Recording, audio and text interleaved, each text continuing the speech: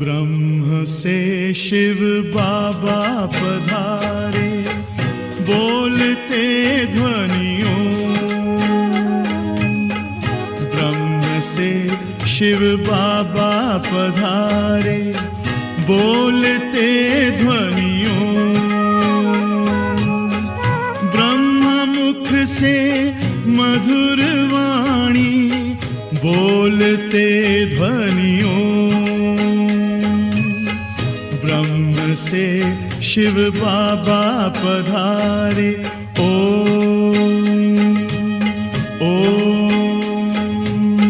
ओम शांति।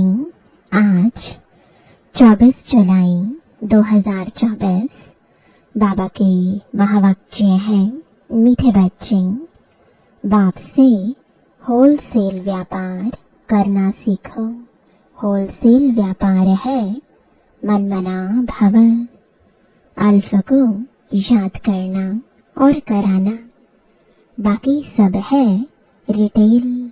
प्रश्न है, बाप अपने घर में किन बच्चों की वेलकम करेंगे?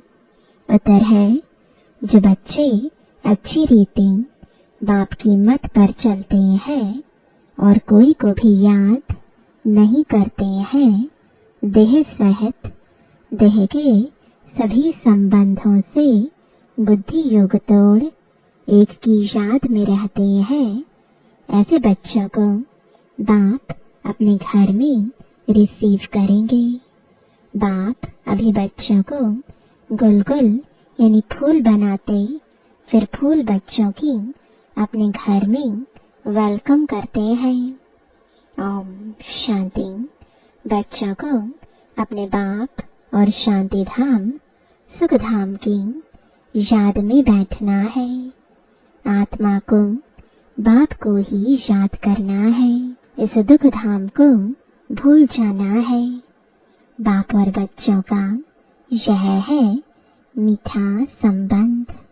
इतना मीठा संबंध और कोई बाप का होता ही नहीं।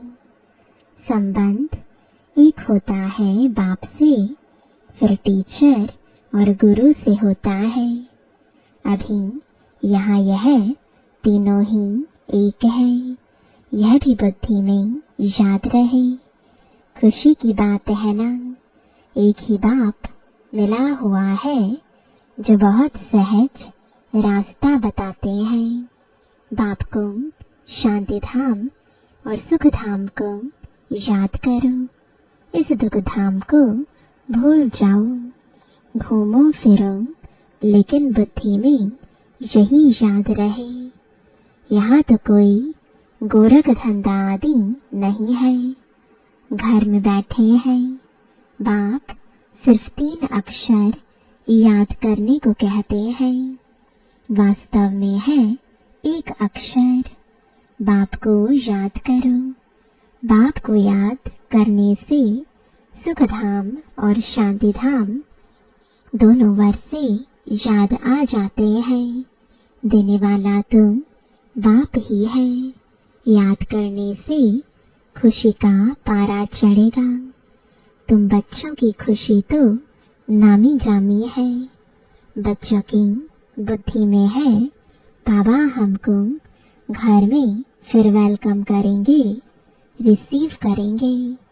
परंतु उनको जो अच्छी रीति बाप की मत पर चलेंगे और कोई को याद नहीं करेंगे।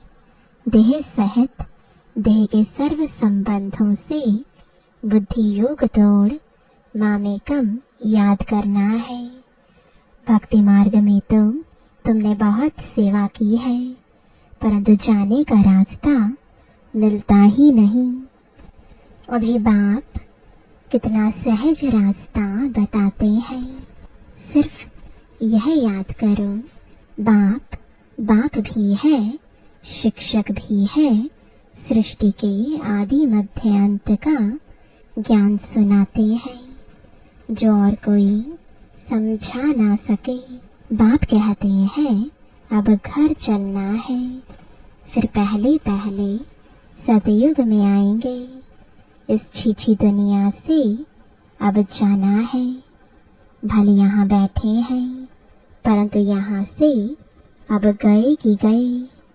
बाप भी खुश होते हैं। तुम बच्चों ने बाप को इनवाइट किया है बहुत समय से, अब फिर बाप को रिसीव किया है। बाप कहते हैं मैं तुमको गुलगुल बनाकर फिर शांति धाम में रिसीव करूंगा, फिर तुम नंबरवार चले जाएंगे। कितना सहज है, ऐसे बाप को भूलना नहीं है। बात तो बहुत मीठी और सीधी है। एक बात अल्फ को याद करो। भल डिटेल में समझाते हैं, फिर पिछाड़ी में कहते हैं अल्फ को याद करो, दूसरा न कोई। तुम जन्म जन्मांतर के आशिक हो, एक माशूक के। तुम गाते आए हो बाबा आप आएंगे तो हम आपके ही बनेंगे। अब वह आए हैं तो एक का ही बनना चाहिए। निश्चय बुद्धि विजयंती, विजय पाएंगे रावण पर। फिर आना है राम राज्य में। कल्प कल्प तुम रावण पर विजय पाते हो। ब्राह्मण बने और विजय पाई रावण पर। राम राज्य पर तुम्हारा हक है। बाप को पहचाना और राम राज्य पर हक हुआ। बाकी पुरुषार्थ करना है ऊंच पद पाने का। विजय माला में आना है, बड़ी विजय माला है। राजा बनेंगे तो सब कुछ मिलेगा। दास दासियां सब नंबरवार बनते हैं। सब एक जैसे नहीं होते, कोई तो बहुत नजदीक रहते हैं। जो राजा रानी खाते, जो कुछ भंडारे में बनता, वह सब दास दासियों को मिलता है। जिसको 36 प्रकार का भोजन कहा जाता है। पदम पति भी राजाओं को कहा जाता। प्रजा को पदम पति नहीं कहेंगे। भल वहाँ धन की परवाह नहीं रहती, परंतु यह निशानी देवताओं की होती है। जितना याद करेंगे उतना सूर्यवंशी में आएंगे। नई दुनिया में आना है ना, महाराजा महारानी बनना है। बाप नॉलेज देते हैं नर से नारायण बनने की, जिसको राजयोग कहा जाता है। बाकी भक्ति मार्ग के शास्त्र भी सबसे जास्ती तुमने पढ़े हैं। सबसे जास्ती भक्ति तुम बच्चों ने की है। अब बाप से आकर मिले हो। बाप रास्ता तो बहुत सहज और सीधा बताते हैं कि बाप को याद करो। बाबा बच्चे बच्चे कह समझाते हैं। बाप बच्चों पर वारी जाते हैं। वारिस है तो वारी जाना पड़े। तुमने भी कहा था बाबा आप आएंगे तो हम वारी जाएंगे। तन मन धन सहित कुर्बान जाएंगे। तुम एक बार कुर्बान जाते हो, बाबा 21 बार जाएंगे। बाप बच्चों को इजाद भी दिलाते हैं। समझ सकते हैं सब बच्चे नंबरवार पुरुषार्थ अनुसार अपना अपना भाग्य लेने आए हैं। बाप कहते हैं मीठे बच्चों, विश्व की बादशाही हमारी जागीर है। अब जितना पुरुषार्थ तुम कर लो, जितना पुरुषार्थ करेंगे उतना ऊंच पद पाएंगे। नंबर 1 सो नंबर लास्ट में है। नंबर 1 में फिर जरूर जाएंगे। सारा मदार पुरुषार्थ पर है। बाप बच्चों को घर ले जाने आए हैं। अब अपने को आत्मा समझ बाप को याद करेंगे तो पाप कटते जाएंगे। वह है काम अग्नि, यह है योग अग्नि। काम अग्नि में जलते जलते तुम काले हो गए हो, बिल्कुल खाक हो पड़े हो। अब मैं आकर तुमको जगाता हूँ। तमो प्रधान से सतो प्रधान बनने की युक्ति बताता हूँ। बिल्कुल सिंपल, मैं आत्मा हूँ। इतना समय देह अभिमान में रहने कारण तुम उल्टा लटक पड़े थे। अब देही अभिमानी बन बाप को याद करो। घर जाना है, बाप लेने के लिए आया है। तुमने निमंत्रण दिया और बाप आए हैं। पतितों को पावन बनाकर पंडाबन ले जाएंगे सब आत्माओं को। आत्मा को ही यात्रा पर जाना है। तुम हो पांडव संप्रदाय। पांडवों का राज्य नहीं था, कौरवों का राज्य था। यहाँ तो अभी राजाई भी खत्म हो गई है।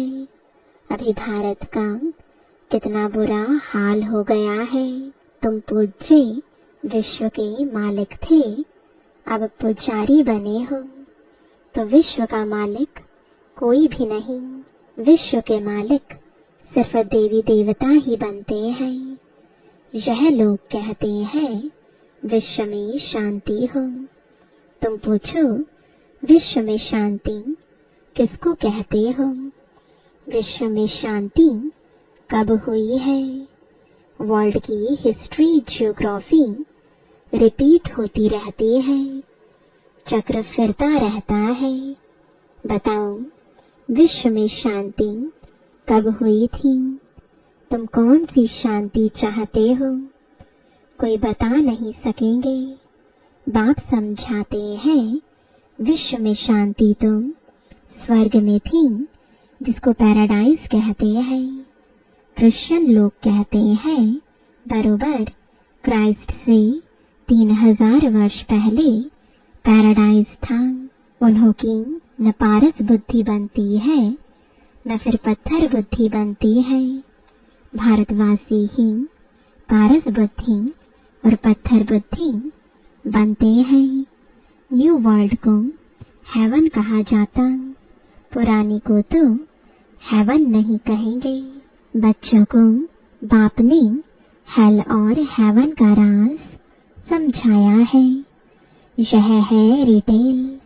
होलसेल में तो सिर्फ एक अक्षर कहते हैं मामेकम याद करो। बाप से ही बेहद का वर्षा मिलता है। यह भी पुरानी बात है। 5000 वर्ष पहले भारत में स्वर्ग था। बाप बच्चों को सच्ची सच्ची कहानी बताते हैं। सत्यनारायण की कथा, तीजरी की कथा, अमर कथा मशहूर है। तुमको भी तीसरा नेत्र ज्ञान का मिलता है। उसको तीजरी की कथा कहा जाता है।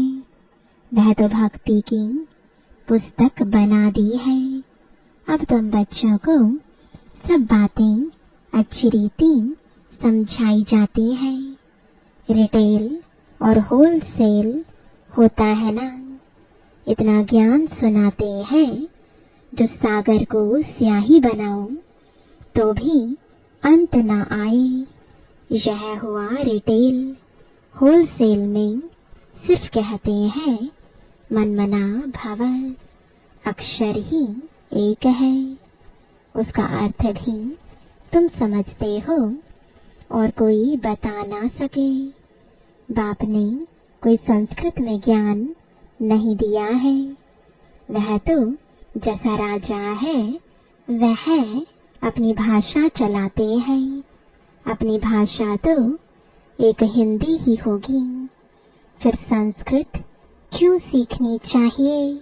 कितना पैसा खर्च करते हैं। तुम्हारे पास कोई भी आए, उनको बोलो बाप कहते हैं मुझे याद करो तो शांति धाम सुख धाम का वर्षा मिलेगा। यह समझना हो तो बैठकर समझो, बाकी हमारे पास और कोई बात नहीं है। बाप अल्फ ही समझाते हैं, अल्फ से ही वर्षा मिलता है। बाप को याद करो तो पाप नाश हो, फिर पवित्र बन शांति धाम में चले जाएंगे। कहते भी हैं शांति देवा, बाप ही शांति के सागर हैं, तो उनको ही याद करते हैं। बाप जो स्वर्ग स्थापन करते हैं वह तो यहाँ ही होता है। सूक्ष्म वतन में कुछ भी है नहीं, यह तो साक्षात्कार की बातें हैं।